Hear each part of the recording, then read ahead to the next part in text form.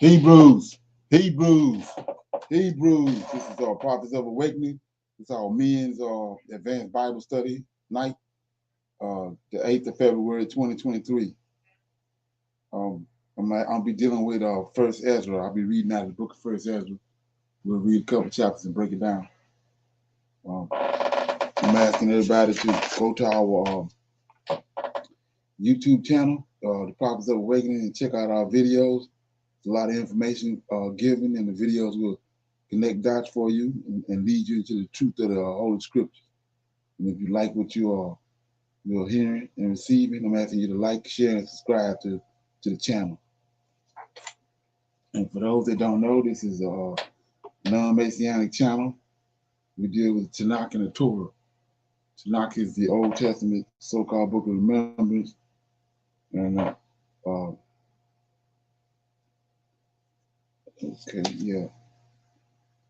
so-called Book of Remembrance. And I want to say shalom and welcome to the Prophets of Awakening, and welcome to our men's advanced Bible study.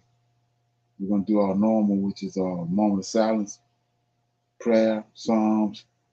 We're going to do the current events, a little need to know information. Then we're going to open it up for some questions and comments, some dialogue, and then we go into our topic, which is we will be reading out of First Ezra, out of the Apocrypha, and breaking it down. Okay. So this moment of silence is for Lord of Hosts and all that He's doing to bring about our prophesied deliverance in these last days.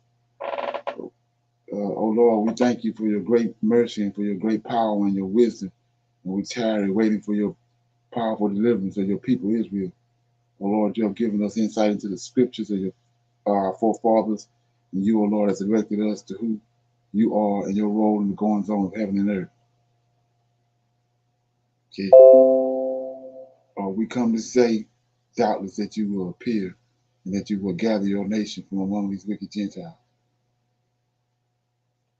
Tarry not, O Lord, for the latter days are here, and we are waiting and watching for you, O Lord. Peace be unto you. Okay. And with that being said, I'm going to read the Psalms right quick.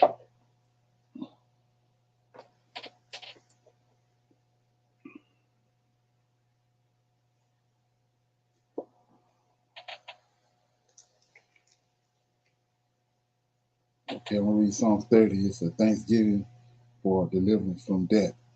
It's a song and a song at the dedication of the house of David. I will extol thee, O Lord, for thou hast lifted me up, and hast not made my foes to rejoice over me.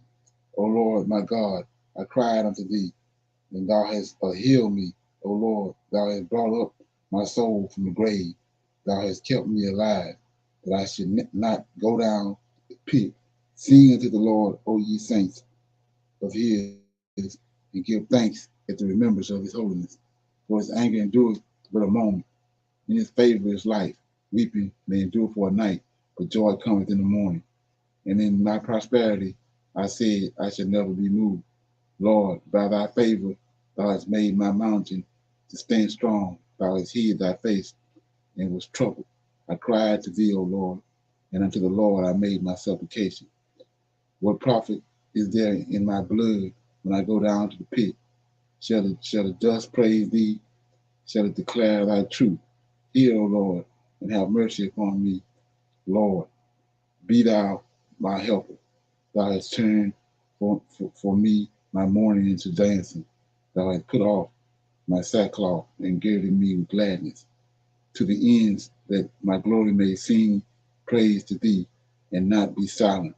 O Lord, my God, I will give thanks unto thee forever. So that was Psalms 30. It's a thanksgiving and deliverance from our death. Okay. So with that being said, we're gonna do a little current events. Okay.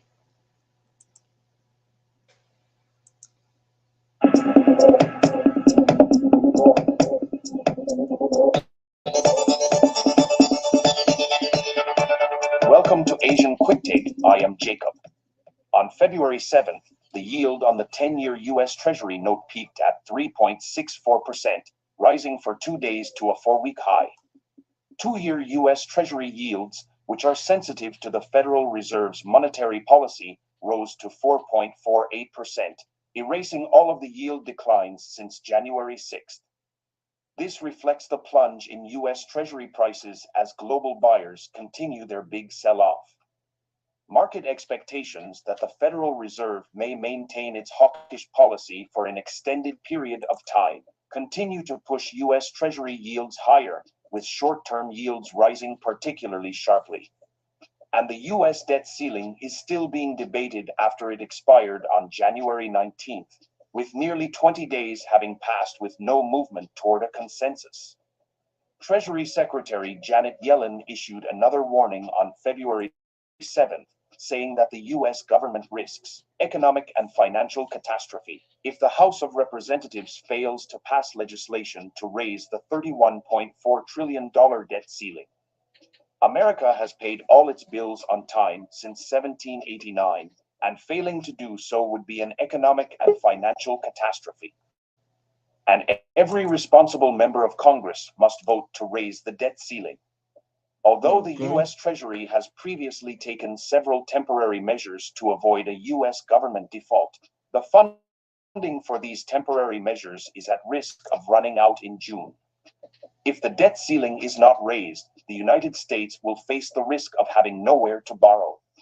However, the U.S. Congress responded to the U.S. Treasury's request on February 7th, indicating that the U.S. debt ceiling remains difficult to reach in the short term. U.S. House Speaker Kevin McCarthy made it clear that day that he hoped to reach a compromise on the debt ceiling, but only if the White House agreed to compromise and cut spending.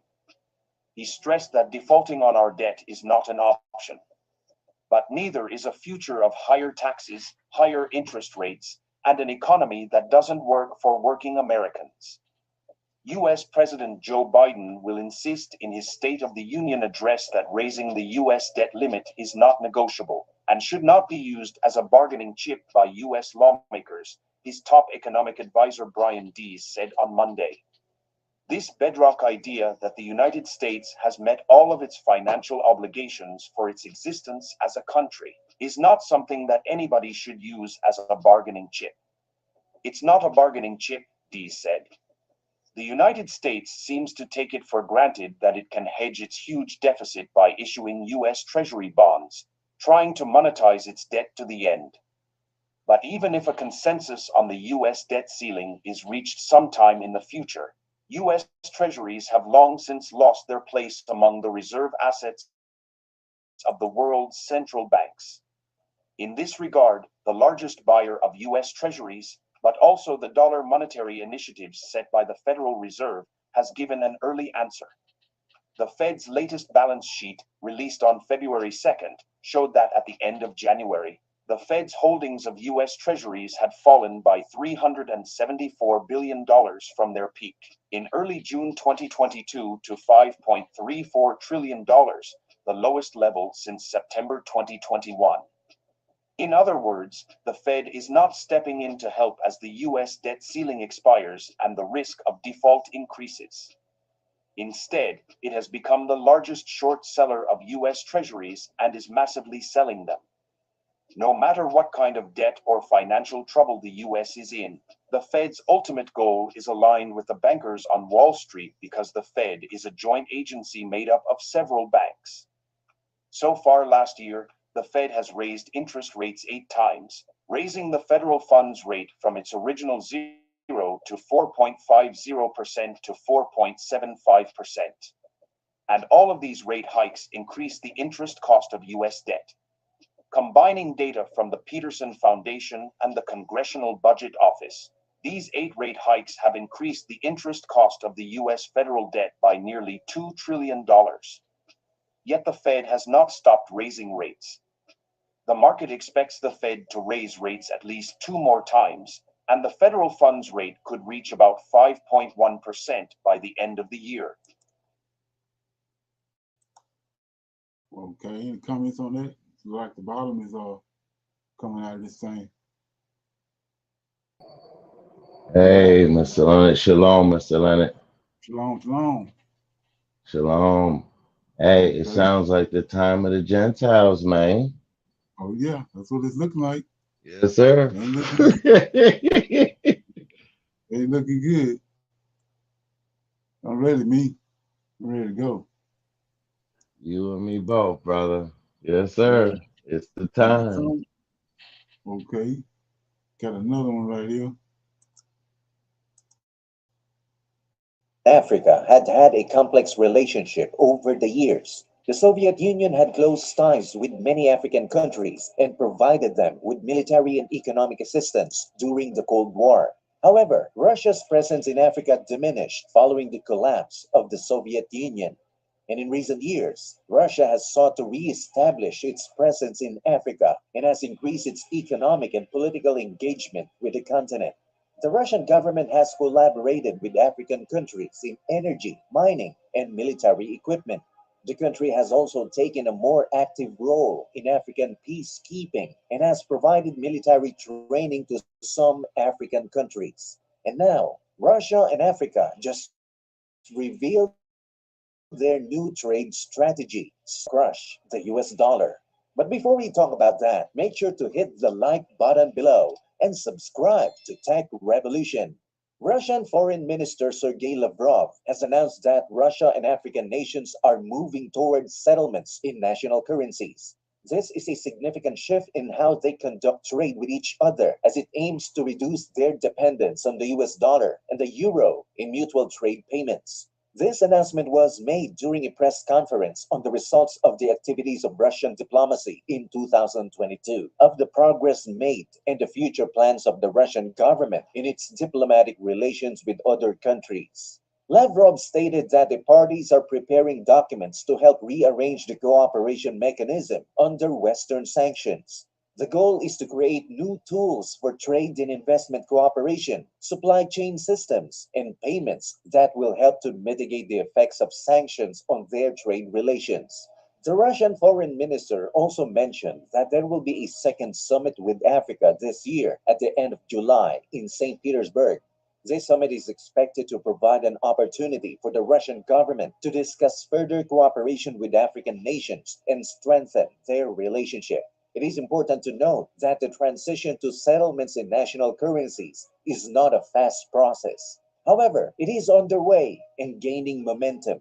This shift in how trade is conducted will likely significantly impact the global economy and how countries conduct trade with each other in the future. In recent years, Russia has been actively working towards a policy of de-dollarization in foreign trade, which is an effort to move away from the heavy reliance on the US dollar and euro. And Russia has been increasing the use of domestic currencies in mutual settlements with several of its trade partners, such as India, China, and Saudi Arabia, in line with this policy. Saudi Arabia has also just announced that it will follow a similar de-dollarization policy. Furthermore, Russia's expansion of military, economic, and political cooperation with Africa has been growing steadily in recent years. In fact, the country has signed more than 20 bilateral agreements with different African countries, which has increased the trade volume between Russia and the continent. Now, in an effort to strengthen these ties, Russian Foreign Minister Sergei Lavrov visited 4 African nations last year. This includes Egypt, Ethiopia, Uganda, and the Republic of Congo. During that time, Sergei Lavrov wrote an article titled Russia and Africa, a Future Bound Partnership, which was widely circulated among African media. In the article, Lavrov expressed gratitude to the African countries that did not support the UN General Assembly resolution in March, condemning. Okay, yeah. So if you notice, the world is like everything's headed is going back to where it started at, back to the Middle East, back to Africa, where it all started at. And that was prophesied that everybody was going to return back to their, to their land of nativity. We see it happening. Okay, I'm going to shine a light on this here. I was showing it for the people that was on here. We was talking yesterday. First, we go back to what I played about 10 years ago, 15 years ago, about how people we was going to end up in back in Africa, back in the West Coast, because it's been prophesied. And we seen yesterday, all of a sudden, they got the boule at work that Kanye West just made a statement that he headed for Africa. He's gonna relocate to Africa and build everything. You're gonna establish yourself in Africa. So here we go with another one right here. It's going down. Nobody ain't really paying no attention.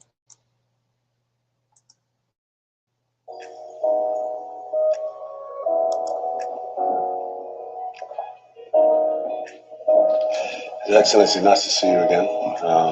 Danny Dama and Tony Tego, my partners in our program to build film studios across Africa. Currently, we call it West African Studios, but that's because it's a working title. But we've been working at this for 3 or 4 years to raise a plan that puts a facility at the center of African filmmaking. There's a lot of African filmmaking, but the facilities around that are something that is lacking. In South Africa, they have a big facility. A lot of film production goes there. But quickly, as we're planning this, we realized that policy is where the actual groundwork needs to be laid. We've studied the models of obviously South Africa, who have an incredible incentive package. Then around Europe, obviously Greece, Morocco. These are all places where they realize the value of the filmmaking dollar, and have brought that policy into play. Tony, Danny, and the film National Film Authority have done the work, put together a very comprehensive plan to propel Ghana into the forefront.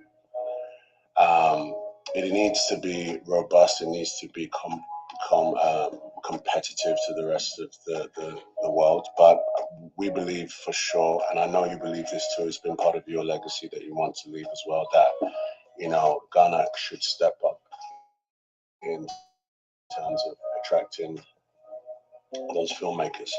So, as we said in the DC, I'd come and see you and present to you essentially just the parameters of what we need to do. In short, the work has been done. We've done a lot of the sort of understanding what international filmmakers need for Ghana specifically, in tandem as we lay the ground for the studios. I'm led to believe that there are some plans. So that's Edris Edris, the way I say his name. He's building studios, relocating to Ghana and Africa and building these studios over there. So, like I said, we see what's happening there. Got another video I'll play on there too that's tied to that.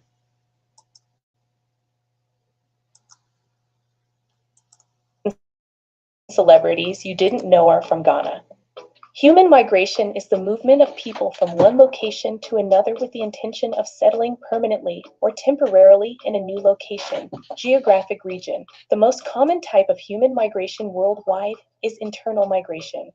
Migration is frequently associated with increased human capital at both the individual and household levels, as well as increased access to migration networks, allowing for a potential second move. With approximately 31 million people, Ghana is the second most populous country in West Africa after Nigeria. Accra is the capital and largest city in Ghana. Other important cities include Kumasi, Tamale, and Sekondi Takoradi. Ghanaians are known for their extensive travel and ability to thrive in any situation. It may surprise you, but some of the most well-known foreign superstars we see on our television screens are Ghanaians. A few people can trace their ancestors back to Ghana as well. Many Ghanaians were born outside the country as a result of migration and people leaving Ghana's shores in search of greener pastures, and many of them have gone on to become world celebrities. While it has been difficult for Ghanaians born in Ghana to achieve such fame in Hollywood, being born in America or Europe, or having a father who is a citizen of these places, is a trump card that allows an artist to break into the Hollywood market quickly. We have no idea how many international celebrities are Ghanaians. You may have heard of some of them, but we bet you had no idea the list included the people we're about to show you. In today's video, Africa Reloaded presents to its devoted followers the top 10 American celebrities you probably didn't know were from Ghana.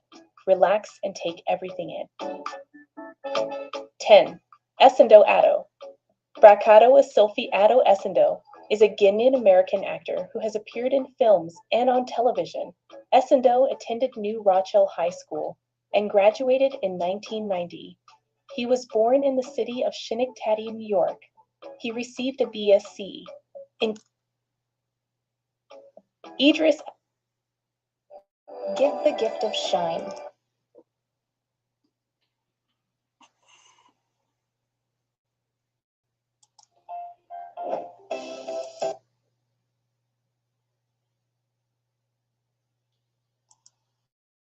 Elba. He's been named Forbes' sexiest man on the planet, an honor most men would kill for. Of course, Idris Elba is a female movie Agor's heartthrob, and he may easily capture your woman's attention when he appears on the screen. Idrissa Acuna Elba, born September 6, 1972, is an English actor, producer, singer, and DJ. He is best known for his roles on HBO The Wire as heroin trafficker Stringer Bell, DCI John Luther on BBC One's Luther, and Nelson Mandela in the biopic Mandela. Long Walk to Freedom, 2013. He received 4 Golden Globe nominations for Best Actor, miniseries or television film, winning 1 and 5 Primetime Emmy nominations. Elba is a DJ and R&B musician who performs under the alias DJ Big Driss, in addition to acting, or Big Driss the Londoner. 1. Peter Mensah. Peter Mensah is also a Ghanaian. He is indeed. In 2018, he was in Ghana for his father's funeral, but he avoided the media. Perhaps he didn't want to do media interviews because he wanted to focus on why he came to Ghana in the first place.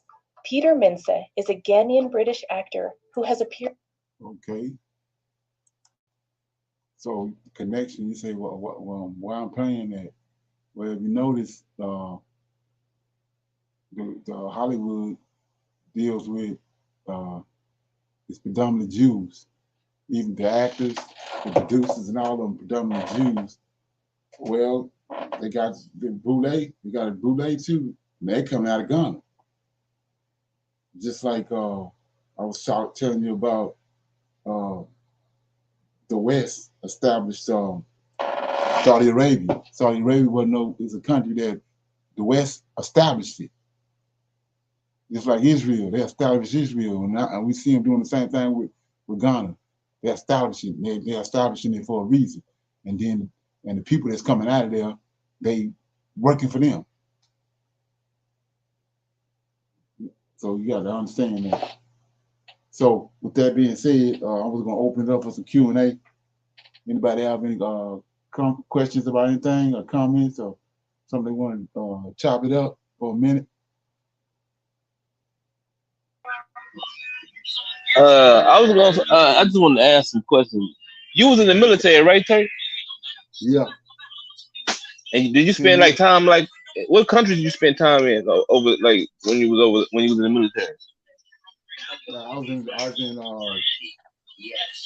I went to Germany, and when I was in Germany, the job I had, I was all over. I went to all those countries, to Holland, Mönchengladbach, Turkey, France. I was all over the place. Yes, I got to see all that. And then also when the job I had after I got on, I went to a few places too. Okay, and Yeah. the racism was like damn near the same as here. Talk about in Germany. Yeah, like those countries that you were in, did you witness like the type of racism here? Did you see like on TV for any kind of like the police brutality? Was it strong like that over there? Nah, it wasn't. You run across some people, but it wasn't like it. It ain't nothing like it is over here. Oh, It, okay. it's like over that way, man. They pretty much like glorified the black man. I remember you telling me that. Yeah, I remember you telling me that one time. Something, yeah, like that. It's Yeah, predominantly old people with all the red, with all the race, white supremacy stuff coming through. Yeah, yeah. Because I've seen that they said that there's a black. I want to say in Italy. There's a black. They got a pub called the Black Boy Pub, which I guess glorifies a black pope. yeah, right. Yeah, a lot of that got to go back to. You ever heard of the Moors? Yeah, I heard of the Moors. Yeah, the Moors conquered Europe. They was there for like 900 years, and all them like so-called royal families and them crests, those crests and stuff they have, it go back to the Moors. Oh, okay. And the image they have of the little black man, with the big lips, that's Yeah. Moors. Right. Okay. Uh, yeah. Anybody else got anything? Yeah, I just like to say I've been traveled too, and yeah, we get a lot more respect out of the places than what we in right now. We do, you know, and not to just tear anybody down, but we do get more love outside of this place than we get here. Right. Exactly. Yeah. It's nothing like here. It's nothing like over here, man. Yeah. So It's they like, over here, they actually, they played racism into a system over here more than anywhere else. To yeah, I understand. right. It go This back is the to mecca of it. right. This is where slavery. This is where the transatlantic slave trade went down there. So they had to bring those ideologies into play in order to make it legitimate what they was doing. Oh, okay. And so that's how it just manifested. That's why it's like it is over here. And then the white folks that came here bought into it to where it's at now.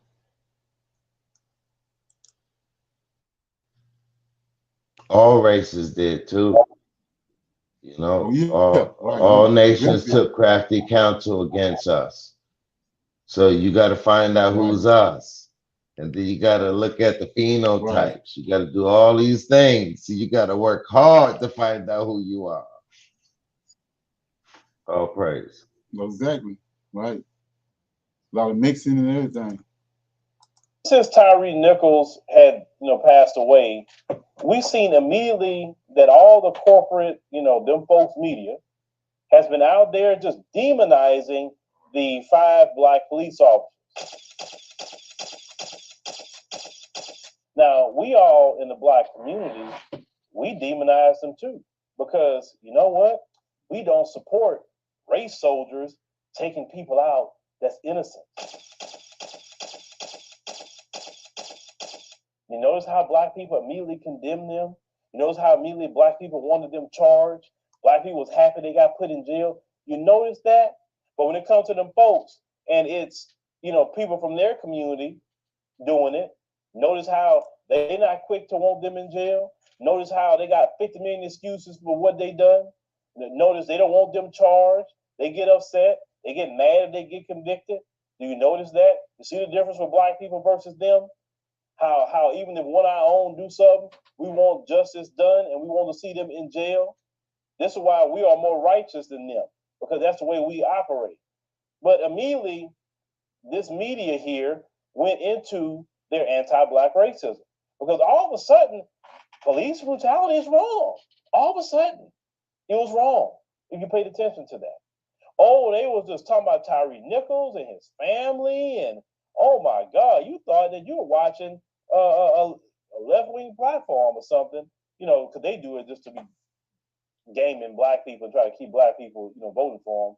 But Fox News is up there just like they're the biggest supporters of Tyree Nichols. Biggest supporters. They was even questioning in here and there, well, why black people didn't get out in the street and had an uprising? Because we noticed something. We noticed that you guys actually have some good laws on the books.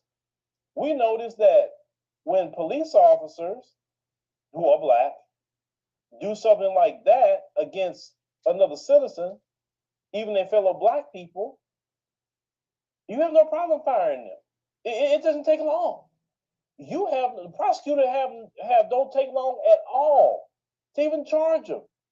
Notice they didn't say, well, we got to look at all the angles and we got to have an investigation and we got to have a grand jury comb through everything that we have. It's taken a while with the body cam footage. We got to look at that and we got to talk to the judge and it's like a act of Congress to get a white cop arrested. Okay. Any comments on that? Let them with eyes see and let them with their ears hear. We already see what's going on and we can hear it. So I don't understand. We already know what's going on. Propaganda, that's what it is. That's it. That's it. Let you see what's going on and we hear it. We hear it. Right. Yes, sir. Yeah. Okay. Yeah, so without any further ado, we're going to go into the Apocrypha. I'm going to read out of First Ezra. I'll read a couple of chapters out of First Ezra. Okay.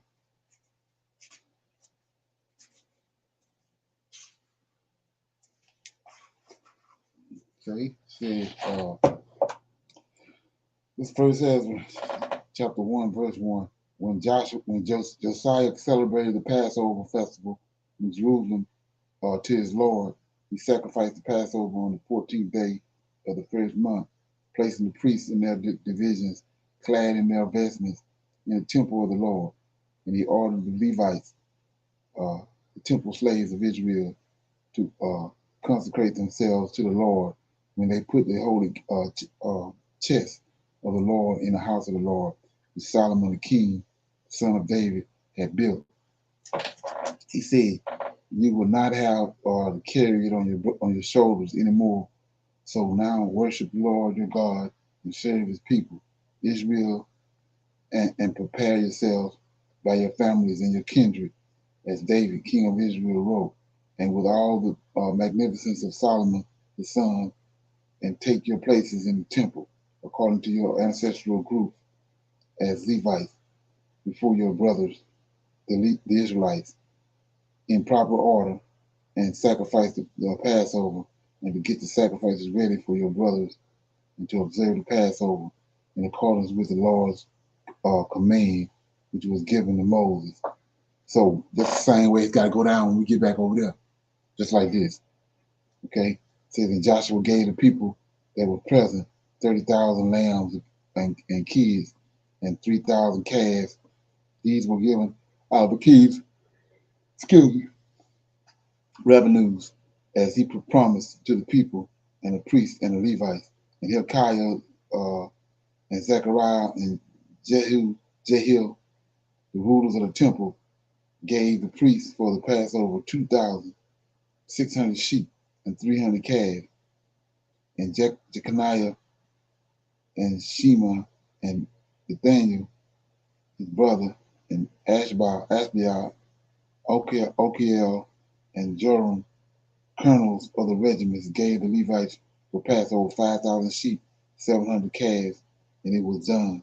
And the priests and the Levites, with the unleavened bread, stood in the proper order, according to their kindreds and their families' division, before the people, to make the offering to the Lord, as it is prescribed in the book of Moses. This they did in the morning. They roasted the Passover with fire in the proper way, and oiled the sacrifice in cauldrons, boiled boiled the sacrifices in cauldrons and basins with savory odors, and set them before all the people. Afterwards, they prepared some of themselves and their brothers, the priests, the sons of Aaron, for the priests were offering the fat until late. So the Levites prepared meat for themselves and for their brothers, the priests, the sons of Aaron. The sacred musicians, too, the sons of Asaph, were in their places according to the regulations of David, and with Asaph and Zechariah and Edinus, who were of the king's circle, and the doorkeeper stood at the door. So notice right here, it's got sacred musicians. So that's what we get. Like I say, you go back when you understand all this. That's where all these voices coming from today. The reason why we separated from everybody else as far as our abilities. These are gifts he gave us. Uh, like I said, Motown back in the day, they can get any 5 people off the streets and start a woman's group or a men's group, and they go platinum because of this right here. These gifts the Lord gave us. That's another witness to who we are. So these things that had to do with the Lord's sacrifice were carried out that day in celebrating the Passover and offering the sacrifices on the altar of the Lord, as King Josiah commanded. So the Israelites were present at the time to observe the Passover and the festival of unleavened bread for 7 days. No such Passover had been celebrated in Israel since the time of the prophet Samuel. None of the kings of Israel had celebrated such a Passover as Josiah and the priests and the Levites and the Jews celebrated with all the Israelites that were present in those in their dwellings in Jerusalem. It was in the 18th year of the reign of Josiah that this Passover was observed, and the doings of Josiah were upright in the Lord's sight, for his heart was full of piety, and the events of his time have been recorded in the past about those who sinned and acted wickedly toward the Lord, beyond any other or nation or kingdom, and how they grieved him keenly, so that the word of the Lord rose up to condemn Israel. After all these doings of Josiah, it happened that Pharaoh, king of Egypt, came to make war with Carchemish on the Euphrates, and Josiah went out to encounter him. And the king of Egypt sent word to him, saying, "What do you want of me, king of Judah? I was not sent against you by the Lord God, for my war is on the Euphrates.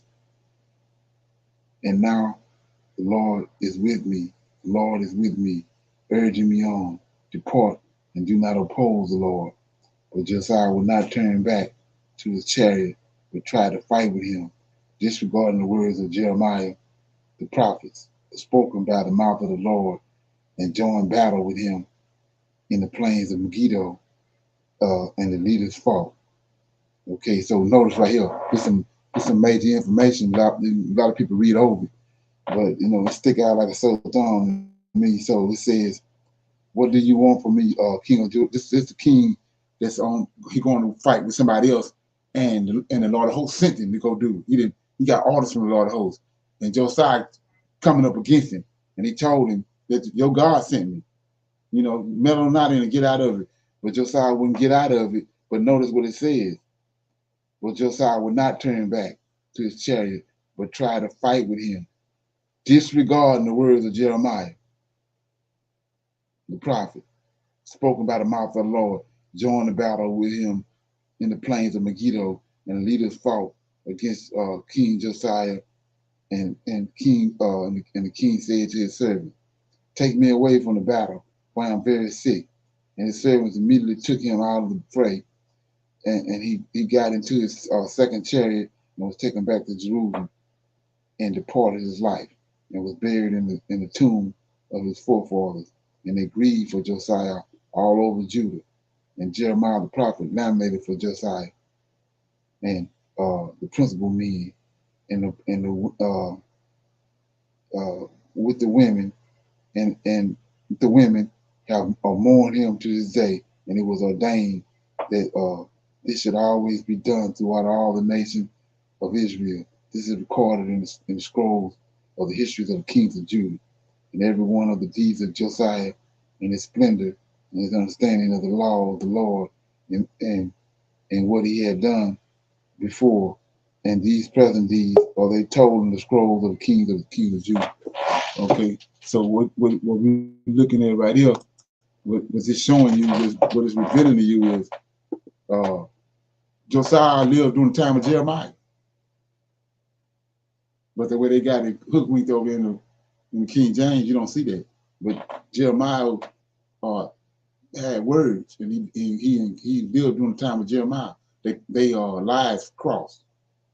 Okay, so it says, and the men of the nation took Joachim, the son of Joshua of Josiah, made him king, and to succeed Josiah his father. And when he was 23 years old, and he reigned 3 months in Judah and Jerusalem, then the king of Egypt deposed him from reigning in Jerusalem, and he assessed the nation 100 talents of silver and 1 talent of gold. And the king of Egypt appointed Jehoiakim, his brother, king of Judah and Jerusalem. And Jehoiakim put the nobles in prison and seized his brother Zeresh and brought him back from Egypt.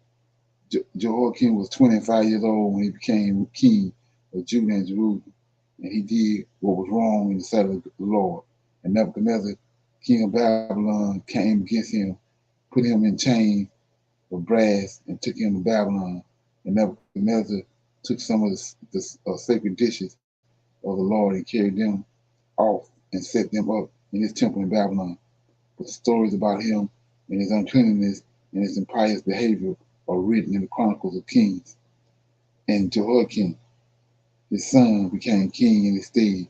But when he was made king, he was 18 years old, and he reigned 3 months and 10 days in Jerusalem, and he did what was wrong in the sight of the Lord. And a year later, Nebuchadnezzar sent and removed him to Babylon with the sacred dishes of the Lord, and appointed Zedekiah king of Judah and Jerusalem. When Zedekiah was 21 years old, and he had reigned 11 years, he, he did what was wrong in the sight of the Lord, and he disregarded the words that were spoken by Jeremiah the prophet from the mouth of the Lord. And although King Nebuchadnezzar had made him swear by the name of the Lord, he broke his oath and rebelled, and he hardened his neck in his heart and transgressed the laws of the Lord, the God of Israel. And the leaders of the people and of the priests did many impious acts, and surpassed in lawlessness all the unclean acts of all the heathen, and polluted the temple of the Lord that had been consecrated in Jerusalem. And the God of their forefathers sent his messenger to call them back, and he would have spared them and his dwelling, but they mocked his messenger. And whenever the Lord spoke to them, they made sport of his prophets, until he grew angry with his people because of their ungodliness, and ordered the kings of the Chaldeans to be brought against them. These kings killed their young men with the sword uh, around their holy temple, and did not spare youth or maidens, old men or child, for he delivered them all into their hands, and all the sacred dishes of the Lord, great and small, and the chest of the Lord, and the royal treasury they took, and carried them off to Babylon. And they burnt the house of the Lord, and tore down the walls of Jerusalem, and burned down the towers, and completely ruined all her glories.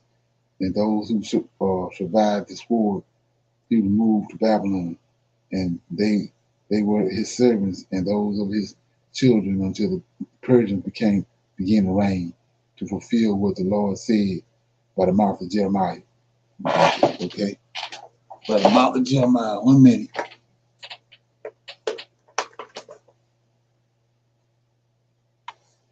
They say until the land enjoyed its Sabbath all the time of her desolation, she shall keep the Sabbath until the lapse of 70 years. In the first year that Cyrus reigned over Persia, to fulfill what the Lord said by the mouth of Jeremiah, the Lord stirred up the heart of Cyrus, king of Persia, and he made a proclamation throughout all his kingdoms and put it in writing. Thus speaks Cyrus, king of Persia, the Lord of Israel, the Lord Most High, has made me king of the world and directed me to build him a house in Jerusalem, in Judea. So if any one of you, of his people, or his Lord be with him, let him go up to Jerusalem in Judah and build the house of the Lord Israel. He is the Lord who lives in Jerusalem. So let a man's neighbors who live in each place help him with gold and silver and with presents and with horses and cattle, beside the other things added as vows for the temple of the Lord in Jerusalem. Okay, so I'm gonna stop right there. We're gonna go over what I just read. Anybody got any comments about something they heard? Question? Yeah, it said go and help him. You know, like So, uh it said go and help him because that was our redeemer, right? you say go and help him. Yeah, as far as like what you was talking about. They talking about the redeemer getting him a house, and that was I forgot his name. Uh, Sorry, Cyrus was Cyrus. Nebuchadnezzar. Uh Oh, I'll get Josiah. back with it. Josiah. Josiah. Right. Okay. Yes. Yeah. Oh yeah. Right. All right. Yeah. But the big thing about this in Ezra, I mean, in the Apocrypha book, is showing you the connection that Jeremiah got with this. But you don't, like I said, you don't see that connection in King James. But Yeah, that's Josiah, what I was. Yo. right? Because everything he's saying he's going back, fulfilling what Josiah had told him, right? So I'm gonna pick it up in I'm gonna read this other chapter. I'm gonna pick it up in verse 8. It says, "Then the heads of the families of the tribe of Judah and the tribe of Benjamin arose, and the priests and the Levites and all whose hearts the Lord had stirred up to go up to build a house in Jerusalem for the Lord. And their neighbors helped them with everything, with silver and gold, with horses and cattle, and great many vows from many whose hearts were stirred.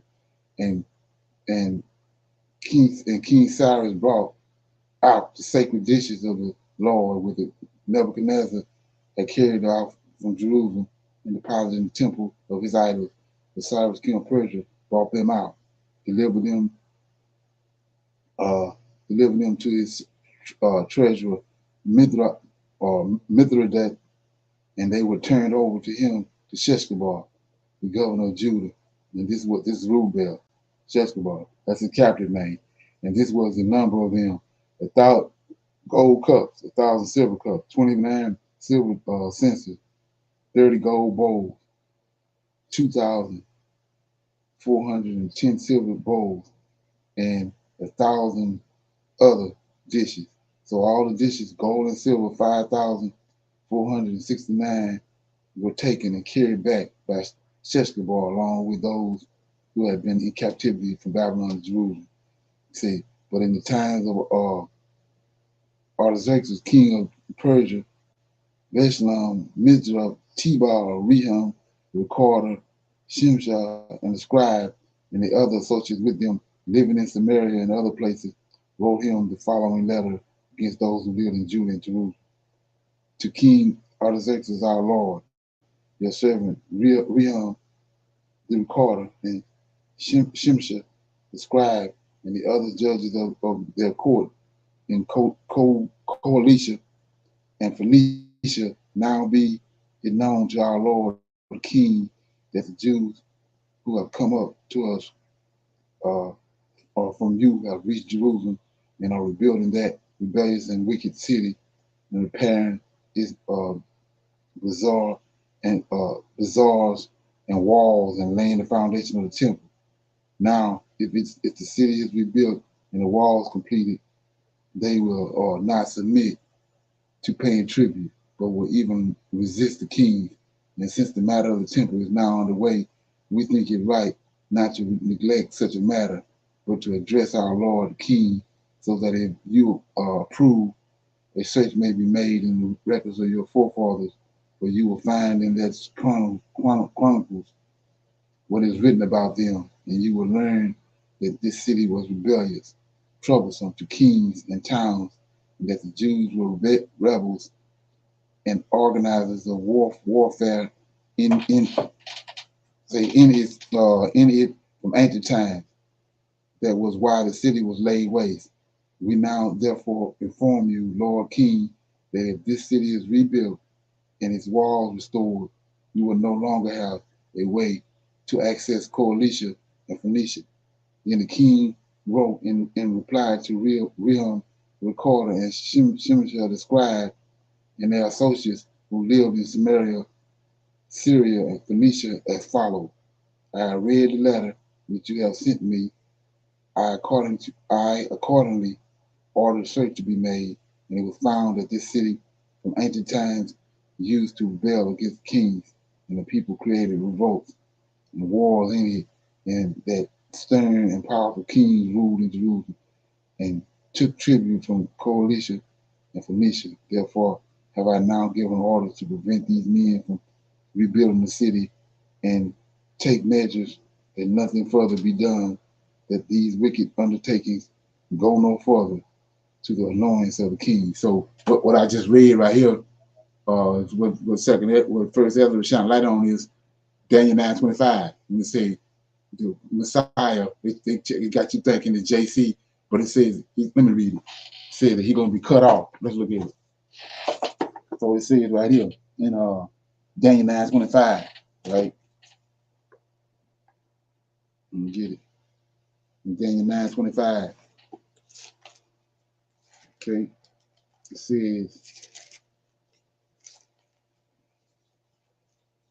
Daniel 9:25, know therefore and understand from the going forth for the commandment to restore and rebuild Jerusalem. We see right here what we're reading, that's what they're doing. So this ain't talking about no future event. So it says, know therefore and understand that from going forth for the commandment to restore and build Jerusalem unto the Messiah. They're trying to say this JC, all right? And the prince shall be 7 weeks, 62 weeks, and the street shall be built again, and the wall, even in troublesome times. Now here we go, what I just read. 26, Daniel 9:26. And after 62 weeks shall the Messiah be cut off. So after 70 years, Messiah shall be cut off, but not for himself. So we just saw that Zerubbabel is the king. That's what Messiah king is, the Messiah. He's anointed one. So he got cut off right here. I'm gonna read it again. It says, this is Second Ezra chapter 2, verse 30. And when the messengers of King Ahaz was read, the message of King Ahaz was read, Rehum and Shimshah the scribe and their associates proceeded in haste to Jerusalem with horsemen and a crowd of troops and began to hinder the builders. Let me go back up. Say, this is Artaxerxes wrote back to the Samaritans. It says, I have read the letter which you have sent to me, and accordingly order such a search be made, and it was found that this city from ancient times used to rebel against the kings, and the people created revolts and wars in it, and that stern and powerful kings ruled in Jerusalem and took tribute from the Coalition and Phoenicia. Therefore, I have now given orders to prevent these men from rebuilding the city. Cut off right here. This Daniel 9:26. Messiah gonna get cut off. So he says, now therefore I have given orders to prevent these men from rebuilding the city and to take measures that nothing further be done, cut off, and that these wicked undertakings go no further to the annoyance of the king. And when the message of the king Ahaz was read, Rehum and Shimshah and the scribe and their associates proceeded in haste to Jerusalem with horsemen and a crowd of troops and began to hinder the builders. So the rebuilding of the temple in Jerusalem was suspended, cut off, until the second year of the reign of Darius, king of Persia. Now, King Darius made a great banquet for all his subjects and all his domestics and all his nobles of Media and okay, Okay, yeah. Okay, that's it. That's 2 chapters. I was read 2 chapters. Anybody got any comments? You notice, like I said, notice over here in these apocryphal books, it's a lot of dots being connected, missing information that's not in the King James. Okay. Anybody got any comments on what I was reading? If you want to check it out, like I said, I was reading out of First Ezra in the apocrypha. Everybody good? I'm good. Okay. Anybody got anything, comments, or anything they want to talk about before we go? Yeah, we had that men's class on Sunday. It turned out pretty good. So we'll be back on there again this coming Sunday. I think it's at 2 o'clock Central Time. Okay. Everybody good? Nobody have nothing else? I'm good, bro. Okay. Yeah, so I'm gonna say shalom, and I'll see everybody. You got the women's night tomorrow night, so men can come in through the YouTube. I'll see everybody Shalom. tomorrow at 8 o'clock. Already, man. Shalom, shalom, shalom. Shalom, shalom. Aki Ben Israel. Shalom, Mr. Lane. Shalom. Shalom, Markel, and my nigga, Leonard. All right.